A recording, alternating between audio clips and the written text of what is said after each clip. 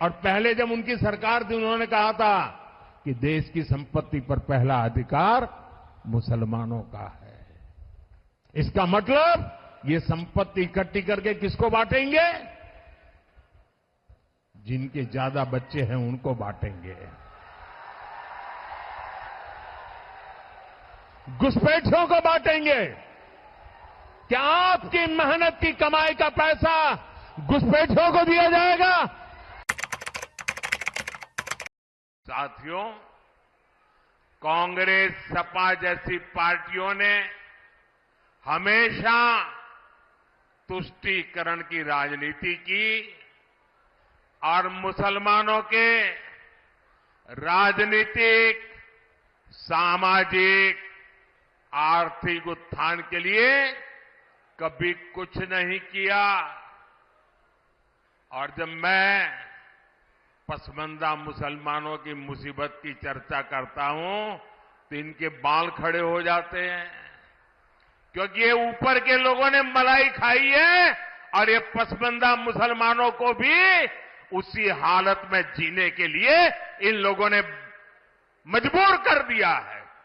कांग्रेस का मैनिफेस्टो कह रहा है कि वो माताओं बहनों का सोने का हिसाब करेंगे, उसकी जड़ती करेंगे, जानकारी लेंगे और फिर उस संपत्ति को बांट देंगे और उनको बांटेंगे जिनको मनमोहन सिंह जी की सरकार ने कहा था कि संपत्ति पर पहला अधिकार मुसलमानों का है। भाइयों बहनों, ये अर्बन नक्सल की सोच, मेरी माताओं बहनों, ये आपका मंगलसूत्र भी बचने नहीं देंगे, यहां तक जाएंगे, मैं कहने आया हूं। अलीगढ़ के लोगों को आगाह कर रहा हूं, मैं देशवासियों को आगाह करना चाहता हूं। कांग्रेस और इंडी गठबंधन की नजर अब आपकी कमाई पर है, आपकी संपत्ति पर है। कांग्रेस के शहजादे का कहना है कि उनकी सरकार आई तो कौन कितना कमाता है, किसके पास कितनी प्रॉपर्टी है, किसके पास कितना धन है, किसके पास कितने मकान है, उसकी जांच कराएंगे।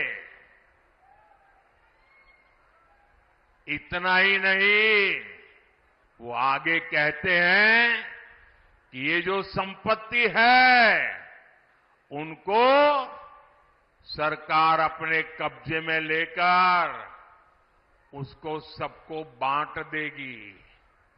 हमारे देश में माताओं बहनों के पास जो सोना होता है, कितना ही कम क्यों न हो, वो स्त्री धन होता है, पवित्र माना जाता है, कानून भी उसकी रक्षा करता है।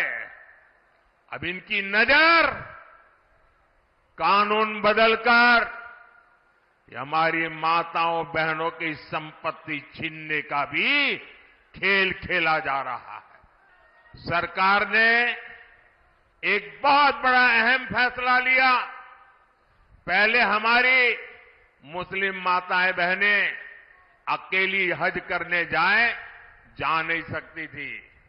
सरकार ने महिलाओं को बिना महरम हज जाने की अनुमति भी दी और मुझे हजारों ऐसी बहनें आशीर्वाद दे रही है जिनका हज जाने का सपना पूरा हुआ।